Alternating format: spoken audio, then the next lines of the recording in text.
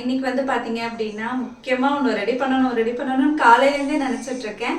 ஆனால் வந்து அதுக்காக டைமே கிடைக்கல. காலையிலேருந்து ஸ்கூல் ரொட்டீன் போயிடுமா, அதுக்கப்புறமா தட்ஷோ போய் கூட்டிகிட்டு வரணும், பசங்க வருவாங்க, இப்படியே தான் போயிட்டுருக்கு. இன்னைக்கு இதை ரெடி பண்ணியே ஆகணும் அப்படின்ட்டு தான் எல்லாத்தையுமே வாங்கி வச்சிட்டேன். ஒன்றும் இல்லை, தக்ஷித்துக்கும் மித்துனுக்கும் சேர்த்து 2 பேருக்கும் வந்து ஒரு ப்ரோட்டீன் பவுடர் ரெடி பண்ணலாம் அப்படின்ட்டு ரொம்ப நாளாகவே பண்ணணும்னு நினச்சிட்டு இருந்த ஒன்று தான். நிறைய வந்து நான் ரெஃபர் பண்ணிட்டு தான் இருக்கேன். ஏதாவது வந்து நம்ம வெயிட் கெயின் ஆகிறதுக்கு, அதாவது பசங்களுக்கு, எனக்கு இல்லை, வெயிட் கெயினுக்கு ஏதாவது பண்ணி கொடுக்கணும் அப்படின்ட்டு. ஸோ இப்போ அதுக்கான தேவையான இன்க்ரீடியன்ட்ஸ் எல்லாமே நான் எடுத்து வச்சிட்டேன். அதுக்கு மெயினாக பார்த்தீங்க அப்படின்னா மக்கானா வந்து வாங்கியிருக்கேன் நான். இது எல்லாமே வந்து உங்களுக்கு சூப்பர் மார்க்கெட்டில் அவைலபிளாக இருக்கும், நார்மல் ஷாப்ஸ்லேயே நமக்கு கிடைக்கும். இதுக்கு வந்து நீங்கள் ஒரு 50 கிராம் கூட நீங்கள் வாங்கிக்கலாம். ஏன்னா இப்போ 50 கிராம் பாதாம், பிஸ்தா, முந்திரி, வால்நட்ஸ் அந்த மாதிரி எடுத்துக்கலாம். ஏன்னா இப்போ 100 கிராம் பல்காக பண்ணுறீங்க அப்படின்னா நீங்கள் 100 கிராம் எடுத்துக்கலாம். இது வந்து 100 கிராம்ஸ் இந்த மக்கானா. இது எல்லாமே கொஞ்சம் 50 கிராம்ஸ்க்கும் ஜாஸ்தியாக தான் நான் எடுத்திருக்கேன். ஏன்னா பசங்க 2 பேர் இருக்காங்க இல்லையா, அதனால் நம்ம பண்ண ஆரம்பிச்சிடலாம். ரோஸ்டட் மக்கானாவும் நமக்கு மார்க்கெட்ஸில் அவைலபிளாக இருக்குது. ஆனால் இது ரோஸ்டட் இல்லை, அதனால் நான் சாதாரணமாக தான் வாங்கினேன்.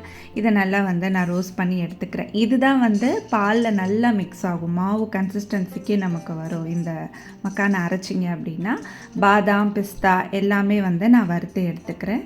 ஸோ இது வந்து வறுக்கிறது மட்டும் இல்லாமல் நம்ம அரைக்கும்போது பயங்கர சேலஞ்சிங்காக இருக்கும். ஏன்னா பார்த்து அரைக்கணும். ரொம்ப நைஸாக அரைச்சிட்டிங்க அப்படின்னா எண்ணெய் விட்டுரும். அதனால் பார்த்து பக்குவமாக அரைக்கணும்.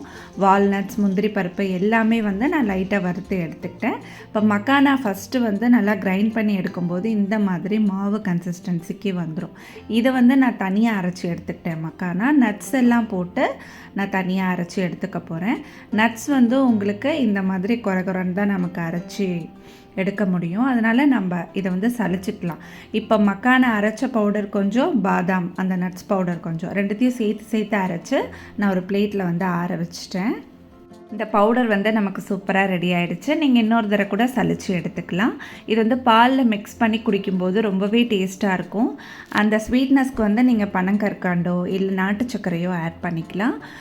இது வந்து கண்டிப்பாக நீங்கள் ட்ரை பண்ணி உங்கள் குழந்தைங்களுக்கு கொடுத்து பாருங்கள். எனக்கு இது மாதிரி 2 பாக்ஸ் கிடச்சது.